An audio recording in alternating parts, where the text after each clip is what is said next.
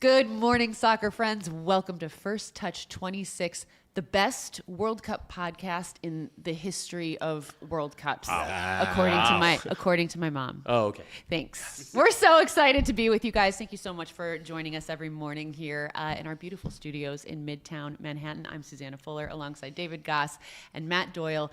We have so much to dive into, but we have a big congratulations to give to David Gass because the Knicks are world champs, baby. You did it. What a week you're having, man. What a week. The U.S. game to this. Birthday. Yeah, what a vibe. The U.S., the World Cup. I'm and co-hosting the greatest World Cup soccer podcast according in history as well. Mom. Yeah. It matters. So it's a huge week. She knows ball. She knows ball, obviously. Yeah, it's a big week. What a night. And Puerto Rican Day Parade as well. So New York is absolutely and it was Brooklyn buzzing. Pride yesterday where I was watching the game. So if my voice is not as pristine as normal, I apologize. I would but expect I think I did nothing okay. less. I think I did okay. I protected myself as much as Adam Silver and his croonies tried to make it as hard as possible. It was epic. I've been a Knicks fan my whole life. And this is the first time they've won, and I think you guys are both feeling it. When was the last time they won a championship? 1973. Okay. Oh my God. As before I was born. Long time Wow. 73, like I was still going through my paces at the time, and I still have the preview articles of that season. But you guys are feeling it. There's nothing like the New York Knicks in New York. It's a basketball city. The Knicks are the only basketball team, and that's the only sport where you only have one. Yeah. And so it's just something that is special. And I think you're feeling it right now. I'm more of a Liberty guy. So. Well, great. Liberty have already won their title, so Very this trendy. will be another celebration. Did you believe that this would happen in my your lifetime? Yeah. No, probably not. Yeah. Yeah. We have the worst owner in sports. I'm a Cubs fan, and I had the same sort of feeling. I was like, I just don't think this is ever. And I don't actually think that I happen. was like asking for it. I think I kind of was like, just be fun, just be competitive. And like all these years, when they finally got competitive over the last 5 years, people were like, well, how do you get to a title? It's like, get to a title. If I could watch this team in the playoffs every year, I'd be ecstatic. And then all of a sudden this year, they did two things, which is what they always do. They bottomed me out. It was the lowest I've ever been. And then they popped me right back up like 2 days later. What a roller coaster you've been on. NBA Finals, 5 games. They won 4 of them. They trailed double digits in all 5 games. That's crazy. It's a vibe. It's vibes. Mentality monsters. Having been through what you guys have been through with the Cubs and now the Knicks, relate that to the U.S. men's national team and what you saw in that game 1 against Paraguay. I told you in our preview show before that the thing that I've experienced with the Knicks is you watch athletes, and some athletes are not capable of some things, and some are, and they don't do it all the time, or they don't know how to put it to the game.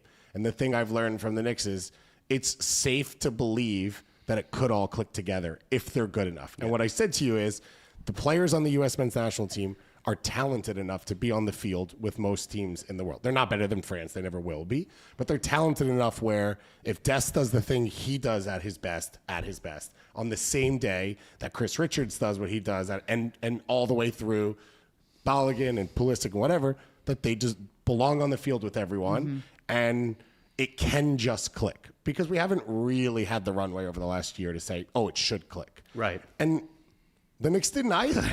The whole season they were good. They had their stretches, but they weren't great. I told you last year this was a championship team if they fired Tibbs and brought in a real coach. Great. Wow. Okay. Yeah. Thank you for running the team. You're welcome. But it clicked. And it clicked at the right time. And they played the best they've played at the biggest time. And that's what you're asking for from the U.S. So that's where, and I think that's what I was trying to say on Friday night's show. Just have hope because, one, there's no reason not to. It's fun. It's sports. It's your team. But also, give some trust there that what the Paraguay performance showed was they understand the moment. And they understand that if they do that thing, they're capable of something special. So that's what I've learned, and it feels very similar.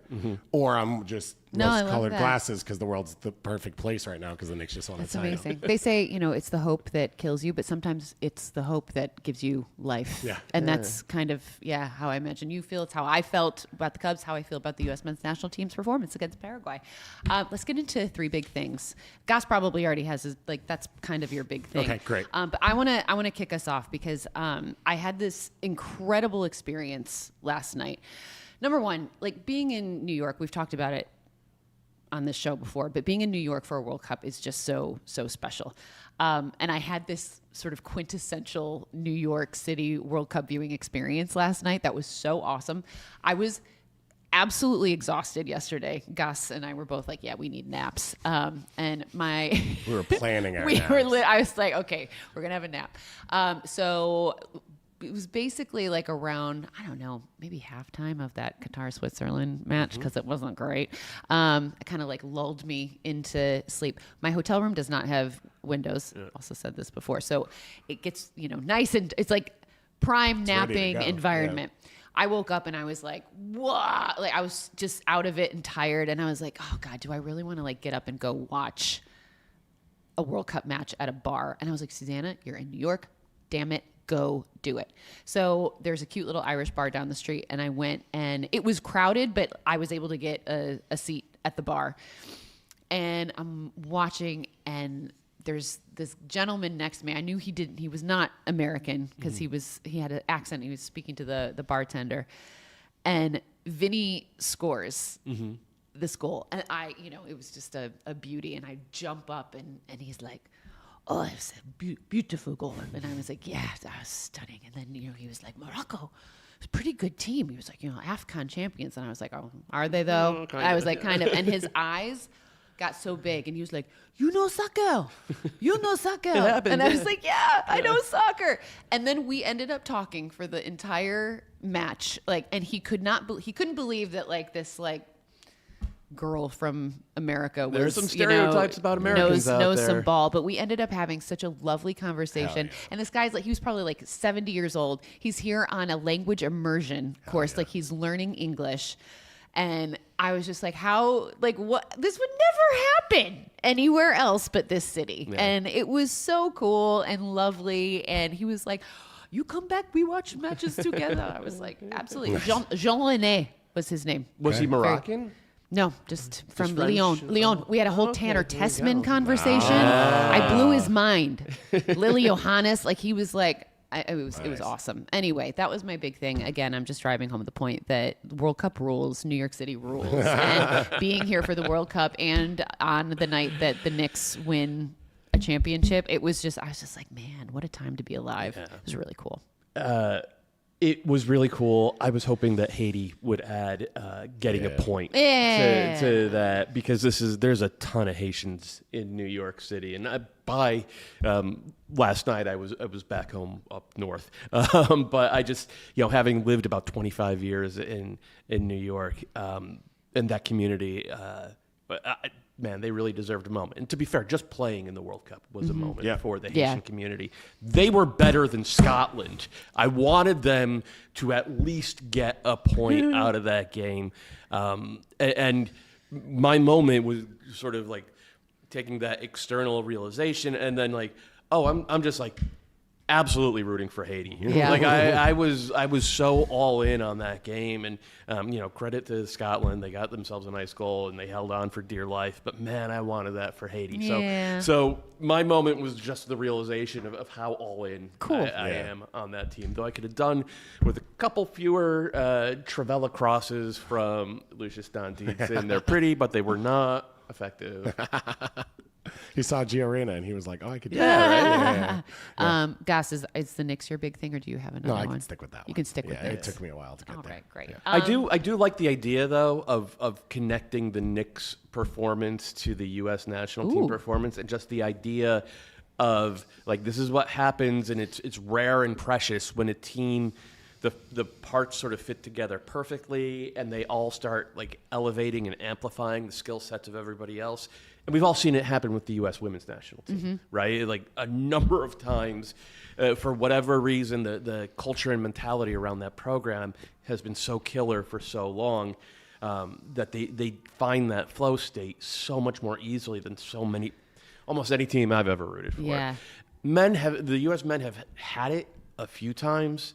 Not in the World Cup. Yeah. Not in a game, maybe second half of Slovenia in 2010, but that was fueled by desperation. This was just kind of the right kind of arrogance.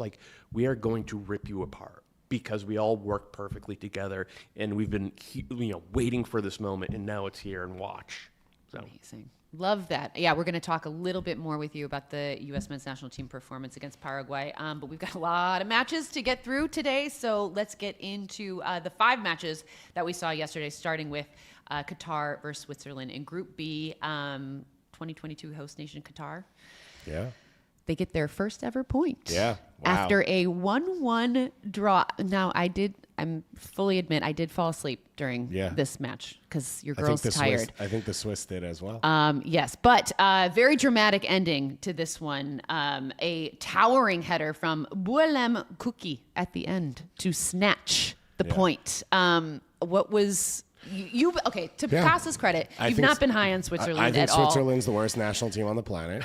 I find I've been to 2 Swiss World Cup games as like a viewer. I find their fans miserable to be around. Wow. And what I have said over and over and over again is this team has no personality, and therefore they play up to their opponents and they play down to their opponents because they don't dictate the way games are played.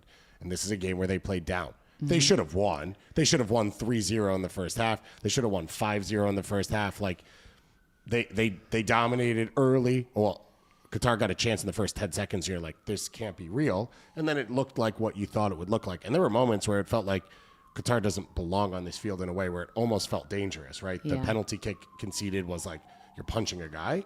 And then like 10 minutes later, 2 Qatari players collide on their own corner kick. And guy goes down like in that position where you're like, this is really bad. So that's like was the feeling more so than, oh, they could steal a point.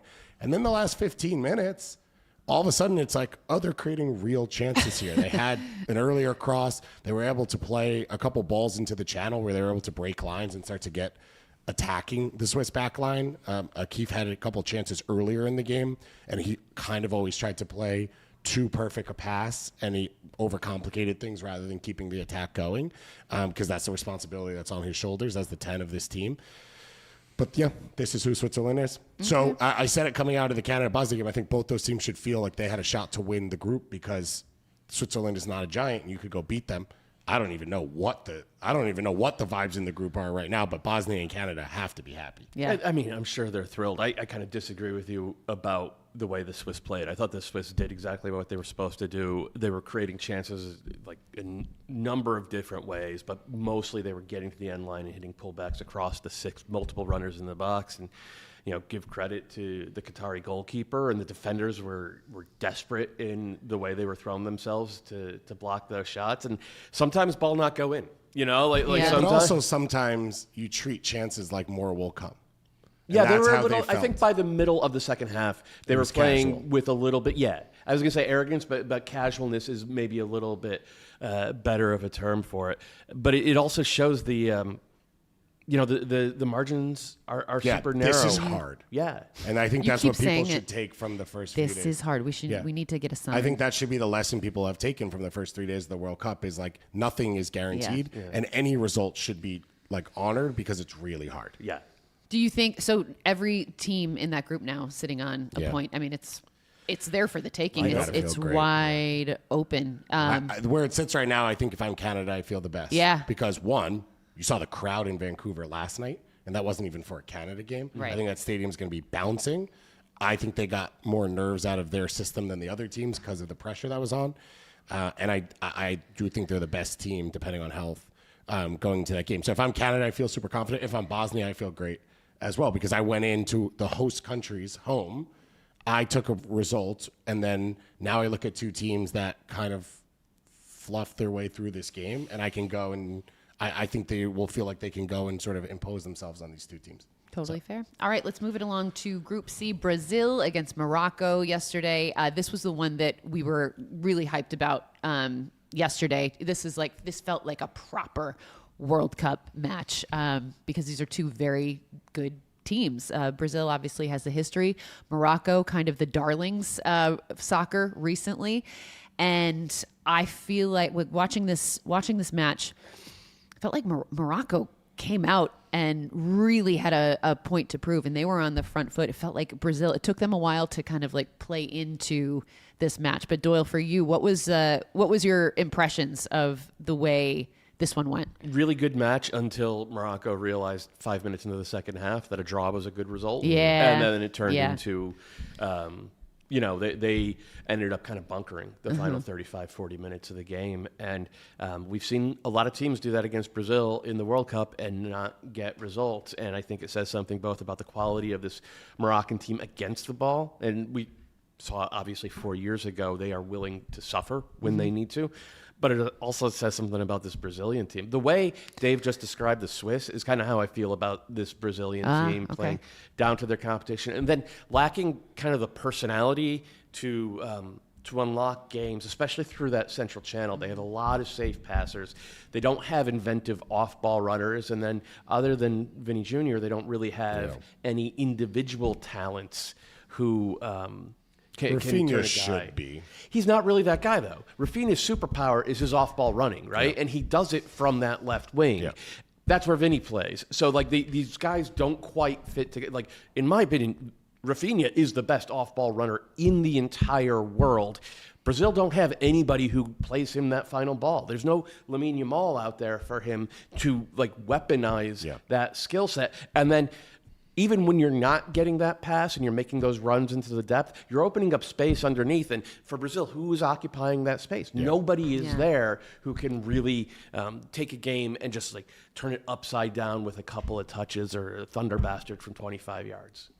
Yeah, I think for Morocco, as he said, I think they'll accept the result.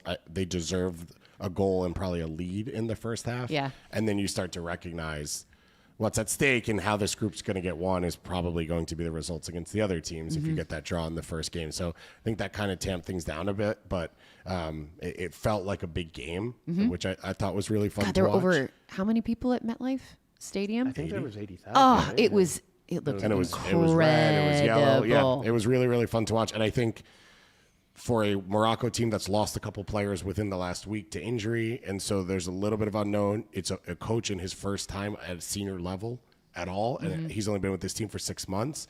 I thought it was a good display coming out the gate saying, yeah, we are back from 2022. We're a real contender in this, because I wasn't sure about that off the performances at the AFCON. Two things. Congrats again on Vinny Jr. Oh, yeah. Thank you. Your golden boot draft. Still waiting for one of my guys to find the back of the net. That's fine. Also, Carlo Ancelotti is the classiest dude. He looked so good yesterday. Yeah. I was like, just the vest and the glasses, and he clearly had just gotten a fresh haircut. I was like, won that much, man. How to, man, just perfection. I feel like if the Brazil team can just kind of, follow suit with it. They need to play as good as Carlo Ancelotti looks. And I feel like that's going to be the key for them. They just realize it. I mean, that's the key for every team. Right? Play as good as Carlo dresses, and you're going to be in good shape. I have real questions with his squad selection. Yeah. I thought that team skewed old and conservative, and they need to get someone out there, get some fresh legs, get some fresh ideas. Because if you look at a lot of these players, they've spent their entire careers really, and guys who are, on the wrong side of 30, a lot of them, in situations where it's all about pitch control. Yeah. These teams, whether it's PSG or Casemiro with Manchester United now, but it was Real Madrid then, and Arsenal defenders, and go on down the list. It's about control and not about creating moments to sort of break out of the structure and punish a team that's sitting in like that. And I honestly think, and I would be surprised if the Brazilian press is not way out ahead of me on this, that Carlo is kind of choosing the wrong guys for this particular job. Interesting. All right, let's move it along to Haiti versus Scotland in Group C. A 1-0 win for Scotland, thanks to a 29th minute goal from John McGinn. This was vibes all over the place. Honestly, watching both of these fan bases just celebrate being there was so awesome. For me, the Scotland fans have been the MVP of the World Cup so far. They've been so great, but maybe a close second are the Haitians. Just a party. And Doyle, I know you were disappointed. I was disappointed that they couldn't find the goal. But do you feel like this is a fair result based on the way they played? No, I think these two teams are even. I think they're clearly the third and fourth best teams in the group. Yeah. And so I had Haiti going into the tournament, I picked Haiti to finish third and Scotland to finish fourth, and it was all based off this game. I won't say this was their World Cup final because they're both better than Qatar. Morocco and Brazil are better than Switzerland. So, like, in all this context, we should remember that there's always an opportunity. I think we saw what we expected coming in from Scotland, which is they're going to whip crosses in, and then John McGinn and Scott McTominay are going to either McTominay being a third runner, being dangerous, and McGinn cleaning up the scraps. And that's literally what the goal came from. But Ginn and Doak's been the difference for them over the last year, which is some youthful energy like you just talked about with Brazil, where this was a Scotland team that was, we're going to bash balls long, we're going to try and sit in. Can we get Robertson into the attack, which never happens for them after all of what he's done with his club team, your club team, whatever you want to call it. And like, where is it going to take a step forward? And they don't take a step forward. Stylistically, they haven't in 6 years, in 8 years. And 30 years. Whatever you want to call it. I was just giving the Steve Clark era in that time period. and this game was the same, but that has threats. They have McTominay's dangerous. Che Adams can be dangerous. And then McGinn is a special player who, in this group, finds the game. And it's exactly what they were looking for. They're able to push the back line deep because you're worried about dealing with those crosses. You're worried about the strength of some of these center forwards. Second ball falls to the top of the box. There's bodies in front of the goal, and it's a deflected goal. And then you have a lead to play off of. And this is a Haiti team that, in the final third and the attacking third, has struggled after some of their good movements for years now. Yeah. And sometimes you look at it and you say, okay, is that the quality of the field because it's on the CONCACAF they play in? Is it the quality or lack of opponents? And I think this one you saw sort of the limitations, but these two teams are 50-50, 51-49. Like, there's not a huge gap. The XG was exactly even. I think the box touches for the teams were exactly even. I thought 1-1 would have been a very fair result out of this one. To your point about not completing those final movements in the final third, I thought Francis Perrault was really, really good, both with his hold-up play and sort of inventiveness and bringing the other guys in. But Haiti have naturalized a couple of French-born Haitians over the past 6 months, and these guys, they don't really seem to have chemistry with a lot of the holdovers. And there was, I thought, some hero ball decisions, especially from Isidore, the second forward up there. A lot of diving from him as well. And that was disappointing because those were the moments where the pass was on, right? The spray it out wide, then make the hard run to drag, and then you have the pullback for Donley Jean-Jacques. Like, that was all on, and Haiti weren't quite executing it. And then the other thing about this, I made that video the other day, that tactics video about everybody in the world is trying to get into a 3-2-4-1, and not these two teams. These two teams are just going to bash away at each other in classic 4-4-2 for the full 90 minutes. It felt like going into a time machine. Nice. The exception to the rule. All right, let's move it along to our final match of the evening, which I will admit, I was in bed asleep for this one. Australia taking on Turkiye in Group D. A lot of eyeballs on this match because obviously this is the same group as the United States. I will tell you, when I woke up this morning and checked FOTMob, I was very surprised to see that Australia got a 2-0 win against Turkiye, and I'm curious to see if you guys were also surprised at this result. I'm probably less surprised than most people. I've been saying I think Australia is better than people realize for the last few weeks. I've said they're better than Paraguay, which we will see proven on the field or not when they play against each other. But the thing about Australia that I've mentioned over and over is in their moments, they are dangerous. They don't impose themselves on games against big opponents, but they have a plan to win, where I think what we'll see from Scotland versus Brazil is there's not really a plan to win. There's a plan to survive. Yeah. And that's what we saw from Qatar.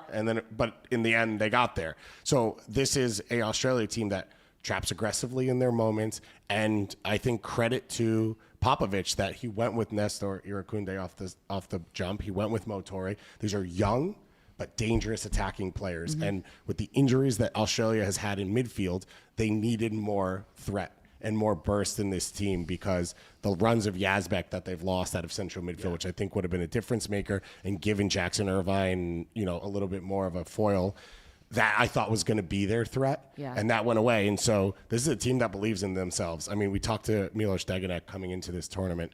for one of our shows, and he was like, we love this. No one thinks we belong there. No one thinks that we're good enough. This is where we thrive. And the other thing is Australian fans party. And they travel, because if you're going on holiday, that means it's a 6-month trip. So if you're going to go, you might as well go. Yeah. I mean, I thought, to me, this was like the first World Cup stadium feel. Like, as I watched the game and the highlights, it was like, oh, this game could have been in O2 in South Korea. Like, just the way it all, I thought BC Place looked great. Just the way the energy was, the colors of all the fans and all the sections. It was like yellow, red. And just, I don't know, something about it just felt very like familiar in a World Cup way.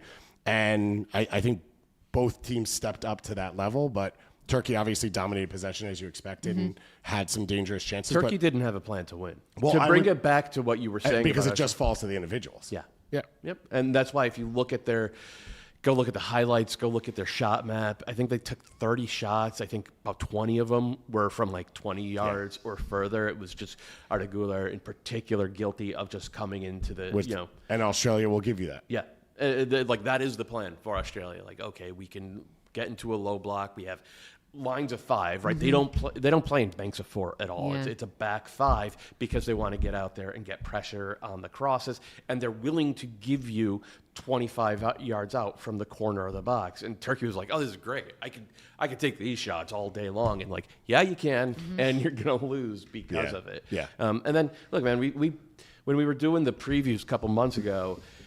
For Australia, we talked about Irankunda and how dangerous and how he was so good against the U.S. And then he really translated this. Translated that. It's a perfect transition to our next segment, Doyle. It's time for our first ever Level Up segment presented by Football Manager 26. One of the most exciting things about the tournament is some of the young players that break out into the world stage. So as part of our Level Up segment presented by Football Manager 26, we're going to talk about that guy, Irankunda, Gass. Yeah. So cook on this fella. Doyle mentioned him. So 20 years old. And when we talked with Australian veteran Milos Degenek and asked him, he said he's for real. I think Irankunda is the best attacking prospect out of Australia since Tim Cahill. He signed as a teenager for Bayern Munich. He is an example of the new Australia is what they talked about, where if you look at that 06 World Cup team, it's Italian immigrants, it's Croatian immigrants, it's Greek immigrants. Now it's a lot of people coming from Northeast Africa, from West Africa, from other parts of the world that have become part of this Australian society, and soccer has always been an entry point to that. And Irankunda is an example of that. And you saw in this game, still a little bit raw, but he has an understanding of how his skill sets can affect the game, and the way he fully commits to the runs when he thinks he's got a half chance, and then the huge cutbacks because he knows he can stop a little bit quicker and he knows the spacing of the field. Those gave him openings, and that's what Bayern Munich saw. Transferred to Watford, learning a little bit more how to get on the field and stay consistent with Watford. But I thought it was bold to get him in the starting lineup, but necessary. Absolutely the right call. And what a performance from a kid to say, yeah, I'm here. Like, you don't have to worry about me. Age is not an issue. Experience is not an issue. The talent is there. And I think as a start for this World Cup, he's going to be in a young player of the conversation for the rest of the tournament. I just realized, too, that Football Manager 26 simulation that we did is kind of... Yeah, had Australia winning the group. Whoa. Yeah. Whoa. Credit to you out there. You got to live in hope, Suze. Oh, Isn't my... that what we learned at the top of the show? I just got Australia winning the goosebumps. group and the U.S. winning the World Cup. I'm a little creeped out, Yeah. but in a good way. That's It amazing. means, though, that you can't bottom out on Friday because in theory it says Australia wins 1-0. Yeah, so that's the plan. No, absolutely not. That's erroneous. All right, guys, time for our North America dedicated segment presented by Soccer.com. Carry the crest as you represent your team this summer. You'll find the widest selection of World Cup gear at Soccer.com. Get a free Gold Club membership with the purchase of any World Cup jersey with code KICKBACK. And as a reminder, the Gold Club is the longest running and largest soccer loyalty program in the country, providing members with a lifetime of savings and rewards on their favorite soccer gear, like this Japan away kit, which is probably my favorite kit of my nice kit. haul. I am obsessed. I think everything Japan put out for so this World great. Cup, the warm-up top is really nice. Yeah, they're killing it. So You're a good. big fan. I'm a big fan of the kid. Nice.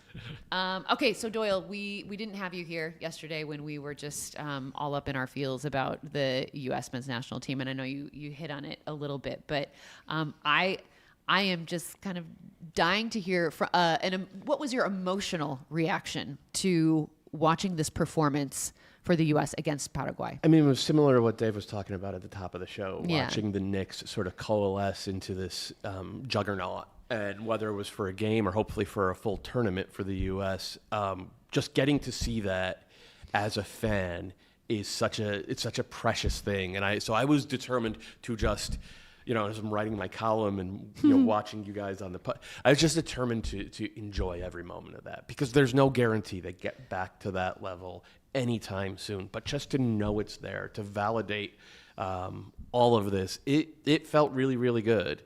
And then the sort of analytical reaction was like, well, why is it working so well? Mm-hmm. And part of it was the way Paraguay were set up, right? Like Paraguay, to be clear, very good defensive team. We saw that throughout qualifying. They only conceded 10 goals in 18 games in CONMEBOL. They shut out Brazil, Argentina, Uruguay.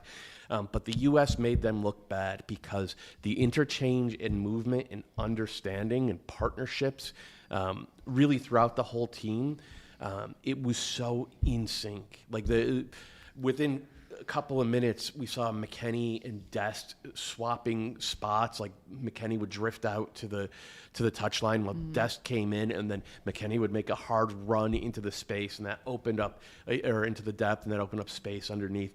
All of this was working for 45 minutes at the highest level I've ever seen it work for the U.S. And so I was, just big and shit happy, man. Just a special moment. That's what I loved to hear. Yeah, we loved everything about that performance. I said yesterday on the show, Doyle, that it is the first time I could remember that everyone is on the same page about that performance. Like there was really not a bad thing to say, and it just felt really good. Felt like a nice unifying moment. Let me ask you this, though. Based on what you saw yesterday from Australia, that is the U.S.'s next opponent, how they played, can the U.S. replicate against an Australia side and the way they play? So the U.S. is going to have 65% possession again and probably 80% field tilt. That's exactly what Turkiye did to Australia as well. Like Australia is going to sit and try to absorb, and they will try to play out, but not to play out and then charge through midfield, to play out and then to hit over the top. Mm-hmm. And so Alex Freeman, Tim Ream, Chris Richards, all three of them are going to have to be really cognizant of guys like Irankunda over the top, Toure. Even the wing backs will get up sometimes. But the U.S. are going to have to be comfortable being protagonists again, and they are going to have to not settle. Those shots I was ripping Turkey for when we were like, the U.S. cannot just settle for ripping 30 of those per game. Like, you have to be willing to play through. And the whole point of the 3-2-4-1 is you have the rest defense to put out fires 80 yards before they start. So you are like, the whole point is to give yourself the platform to take those risks in the Central Channel, and they were great at doing it against Paraguay. And there's no reason they should think any less of themselves heading into this game against Australia. They certainly didn't look like a team that was lacking for confidence at any point. Yeah, we got to wait till Friday for that game. 3 p.m. Eastern time. All right. It's going to be pretty wild. It is going to be because wild. it is Juneteenth on Friday. Oh I know a lot of people don't have work or school or whatever because of that, and then it's the earliest game because it's 9-10 p.m. Eastern time as well, and it's in Seattle, which is going to be bumping. Wow. So yeah, I think this, based off what happened last week or on the weekend, it has the chance to be a really special day. Epic. All right, guys, let's look ahead to some of today's matches, shall we? Let's start with Group E, Germany taking on Curaçao. Curaçao debutantes of this World Cup. Germany, obviously a European powerhouse historically in the World Cup. Maybe recently not so much. Yeah. But, this feels entirely lopsided and, one of those cases of Curaçao just happy to be there. Am I wrong, Gass? They would tell you you're wrong. Yeah. I think Eli Room told us that, living out in Miami. So shout out to my neighbor and Jurgen Locadia as well.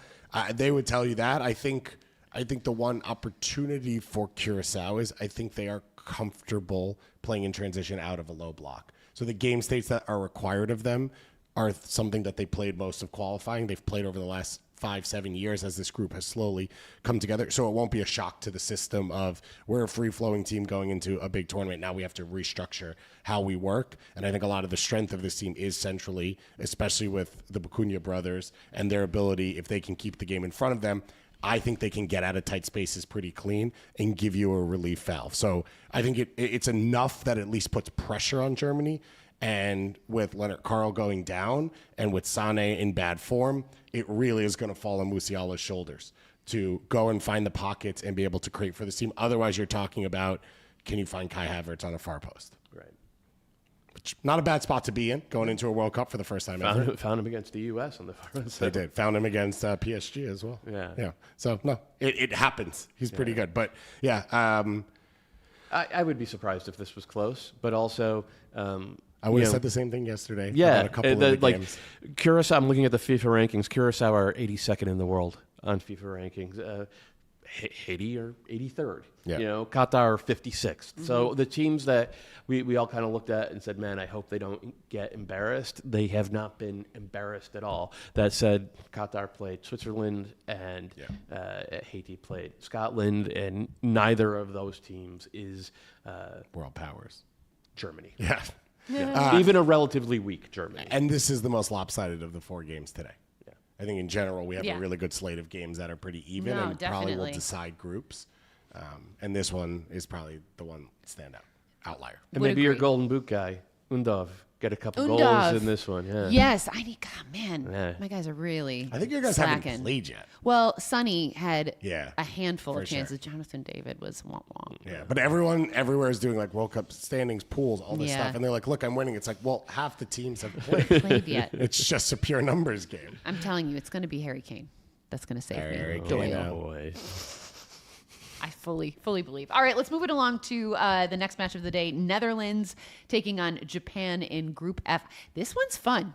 This feels a lot more even than the previous match, because I feel like Netherlands they're just one of those teams that they tend to show up in these big tournaments. They've got some talented players. They do, but their elite talent is probably not enough to win this tournament. That's how I feel about the Okay. Netherlands. And, they struggled in their friendlies leading up to this. Daniel Merlin starting up top was great for Roma, but has found chances but has not converted them.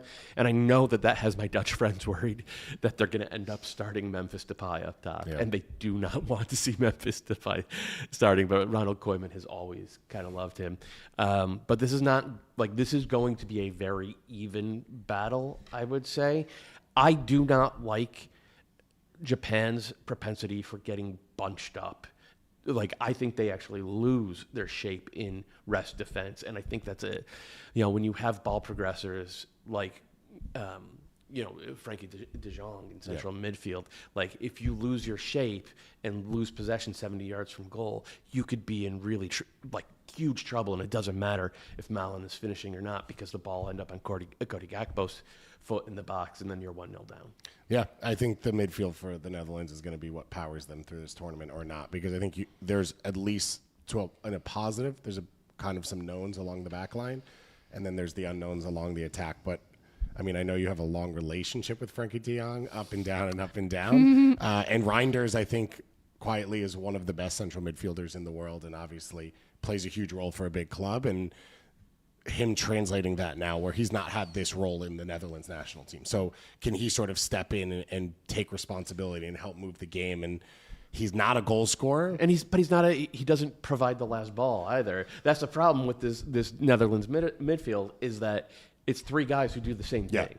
They don't have a Wesley Schneider in this team. But they need a chance creator. I don't hate the idea of can we just have Against a high volume of the thing we do well around the final third, and then chances start to pop up because we control a ton of the game, or you make a mistake, and that's where we find an opening. So I think this one is split down the middle. 50, Can you sell 50. me on Japan? Because I'm a national skeptic. team? The hard part right now is with the injuries. It's I need to see this team play, missing the pieces that I know are missing, because Matoma from starting pre-World Cup, that to me was the ace of like, he breaks them out of their shape. He creates chances outside of some of the structure they don't have, and now they've lost a ton of experience in central midfield. So I will sell you on Japan tomorrow after I watch them play tonight. There you go. Cowards. We know they're going to look good, though, because both of their kits are straight fire. Yeah. So there's Fantastic. that. All right, next up, we've got Ivory Coast against Ecuador in Group E. Ecuador is one of those teams that was it a dark horse? They are a dark horse. A dark horse in that all of our Football Manager Yeah. sims. They made it to the final, both the U.S. one and the World one. And New York City is buzzing right now for Ecuador. These fans are everywhere. I can report that Peekskill is as well. Yes. This is, I have been to so many Ecuador games. None of them were FIFA windows. So they were like, whoever played in the Ecuadorian League called into Giant Stadium. In the early 2000s, they'd play Ireland in like a random April game. And it would just be buses from Port Authority with beers being had by both fan bases. And I think all of the Northeast is going to be a vibe for Ecuador, and playing in Philadelphia is awesome. So it's going to be yellow for this. It's a pretty even matchup. The story with Ecuador, talk over and over, best defense in South America in World Cup qualifying, arguably the best defense in the world. The spine is elite. You've got 2 Champions League finalists at center back. You've got Moises Caicedo at defensive midfield. So you're going to have to come and take the game from them. The question is if they can create enough chances in front of goal. And they are reliant on one of your own, Eder Valencia, 36-year-old, yes, blonde that's dyed. right, thank you. And I'll do my best. And we talked about Irankunda, where some other young players we'll talk about. Kendry Paez is hoping to be on that list. If he has an Irankunda-like performance, which isn't dominate the game, but create your moments, Create a moment. then this team can go really, really far. Amazing. Well, on the other side of this matchup, Ivory Coast, they've got some young talent as well. And so it's time now for another Level Up segment presented by Football Manager 26, Yan Diomande, the 18-year-old winger for the Elephants. What makes him special? Well, one is he's coming home because he played high school soccer in Florida. So he was born in the Ivory Coast. His family moved when His story's crazy. When he was a little bit older. He played high school soccer. Then he played UPSL, I believe. So like, semi-pro. He's going to be a Liverpool player soon. Top of a youth club. And then he took his chance on himself. He goes over to Europe and does one of these. Can you get some trials through an agent on the backside? This is not like a clean pathway thing. You're kind of out there in the ether. Most players fail in those because no club's really committed to you. Like, they don't owe you anything. They're not spent on you. And so you really have to jam your way through the door to get there. And Diomande was able to do that at Leganes. He ends up at RB Leipzig, explodes this year. And as you said, there are heavy rumors, reports, but no confirmation. No confirmation. That we he haven't could be gotten on his way to Liverpool. Here we go, yeah. Yeah, he could be on his way to Liverpool next, just 19 years old. So to already have done all of that in basically 2 years as a professional soccer player, and I think he's been a bit of a godsend for Ivory Coast because this is a group that what we saw at the AFCON when they fired their coach and yet still won is leaning back on older talent. Wilfred Zaha continuing to be around, Nicolas Pepe, guys like that who have been good soldiers for this group, but are not game changers at the international level anymore. And Diomande comes in. He's going to come off that left wing. He's willing to take players on 1v1, but he always has his head up to find a runner. And I think that's where he's special is you can't isolate in on him. You can't send too much help because he will pick up his head and he will find the next guy. And he can score, he can create, and he's going to be one of the breakout stars of this tournament. He actually reminds me of a young Christian Pulisic because what really separates him is what he does after he releases the pass, right? He's not going to sit there in midfield and pick locks, and he's not going to square up 2 defenders and, from a standstill and beat them. He's just really cerebral about how to apply his gifts, his pace and his acceleration, and then his deceleration as well. Like he knows how to actually sort of invert his run in a way that lets defenders sort of flow past him, and then he has the whole field to play with. And like you said, Cote d'Ivoire have needed that. Yeah. Right. They have a lot of really good players. They haven't had anyone who can sort of make the game his own. He's 19 though. It's gonna be tough. Let me throw out on the Ivory Coast side of things. Frank Kesse is one of those players who I will always sign up to watch. I don't watch all of the leagues and teams he plays for sometimes, and every international tournament, it's one of those where you're like, that guy's on my TV. Yeah. So I'm excited to see him play, and they're not out of this game because of the way Ecuador play. You're never out of it versus them, But as you look at the group, I think it's a very even group. With these top three, you're gonna have to pick up you can't really make a lot of mistakes because you can't really make up for them later. And so this is a huge game to kick things off. All right, that game at 7 p.m. Eastern. Let's move it along to the final match of the day. Sweden taking on Tunisia in Group F. Sweden kind of backing their way into this World Cup, but they're here. And anything can happen, and there is some talented players on that Sweden side. Doyle, what are you expecting? I'm expecting them to play like an old-fashioned 80s style 3-5-2. Maybe even a 5-3-2, because they have those two giant world star forwards, and then they have a number 10. Sue doesn't want to hear about Isak. They have the number Don't 10 get Nygren who will play underneath them, and that's the plan. Sit deep, absorb, and then let those guys try to create something. And it wasn't particularly effective in qualifying, but it was just effective enough to get them through to here. And we have seen Sweden in the past look like trash in qualifying and make the World Cup and then get out of the group. Yeah. Just about every time Sweden makes the World Cup, they get out of the group. They tend to have guys just get hot at the right time. And I know that would probably be bittersweet for you, Suze, given that, Alexander Isak maybe didn't have the best season of his career, but he certainly has. But you'd be happy for him. Of course I would. You're a happy person. No, absolutely. I want good things for my players. Oh, is that? I don't know. I think that's AC? the street sweep. That's also, what it it's is. the Puerto Rican Day Parade. Yeah, there's a coming lot up in a little happening. bit. Yeah. Guys, New York is wild right Literally now. buzzing. What do we think about Tunisia? They've never gotten out of the group stage at a World Cup. But last World Cup, you saw once again, they'll go toe-to-toe with anyone. We saw them beat France. So there's a lot of confidence in this group. The strength is Skiri and Khedira as the two central midfielders, the holding midfielders, who protect the back line, who help them at times get out of pressure. And the difference now with this group that they've never had, Tunisia as a country at this level, is Hannibal as that number 10. He's special. It's just incredible that Tunisia is Carthage. Yeah. Like from Roman history, Carthage, the great general Hannibal, and the number 10, the best player on Tunisia, is named Hannibal. Yeah. Hey, Wow. he went through what? He conquered Spain. Mm-hmm. He went up along Bringing the the coast. elephants. Came across the Alps. This is He spent a large. This is why this is time the in best Italy. World Cup show ever, Yeah. because you also get history lessons. Well, you can't avoid it. They are the Carthage Eagles. Although beautiful. Carthage, I don't think it ever actually got salted. That's a myth, That which is I a didn't myth. realize. Yeah. And so him as a number 10, and I think a lot of people have seen it with Burnley, but the way he controls the game with Tunisia is even more. And you saw it in the friendlies leading into the World Cup. They played Austria. I don't remember who the other one was, where the attack goes through him, and anytime the game opens up, he has a great ability to receive and then find the far runners. Yeah. And so he opens up the spread, and then they can get out in transition and create. There's a lot of young attacking pieces in this group. This is a different Tunisia. Like, we've now seen them at a World Cup for 20 years. You know exactly what to expect. It is normally domestic raised, hard tackling, defending players. A lot of these players now that are coming from European families or different academies or different setups, there's a little bit more flair and openness to the game. And so if they can meld this together the correct way and weaponize it, I think Tunisia are a dark horse. I have them getting out of the group as the third place team in this one. And this is to me the game that but decides what did it. Football Manager 26 say? I don't remember everything Come off on. the top of my head. Don't do that to me. All right, Sweden taking on Tunisia, 10 p.m. Eastern tonight in Group F action. Guys, we did it. We did it. 4 soccer games today. What a day to be alive. What a day to be alive. Yeah. Before we go, I didn't send you the picture of this, but I just have to mention, because I'm gutted that I didn't mention it on yesterday's duck. show.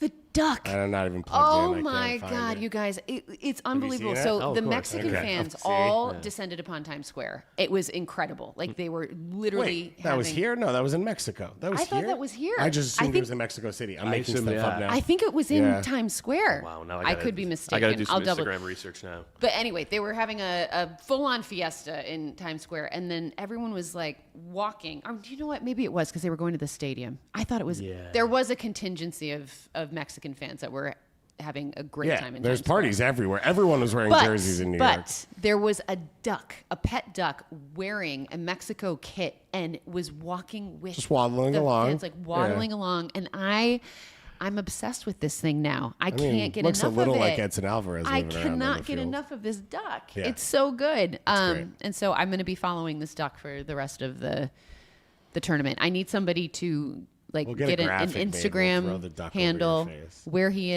like, Yeah. is he going to travel? That Like, duck has to be like a social media influencer by now. right? Yeah. It's like Freddie, the German, who now is going to an Ella Langley concert and got hooked up with a ridiculous suite in Houston by J.J. Watt. The guy is living his best life just for being an authentic fan and sharing his experience. Love that. Don't you love it? I do. The World Cup is beautiful, man. It's so good. Guys, you're beautiful too. Thank you so much for tuning in. Again, we are here every morning throughout the tournament, 9:30 a.m. Eastern. Best analysis, best commentary, best vibes. I told you. Have a great day, everyone. Enjoy the soccer. We'll see you tomorrow.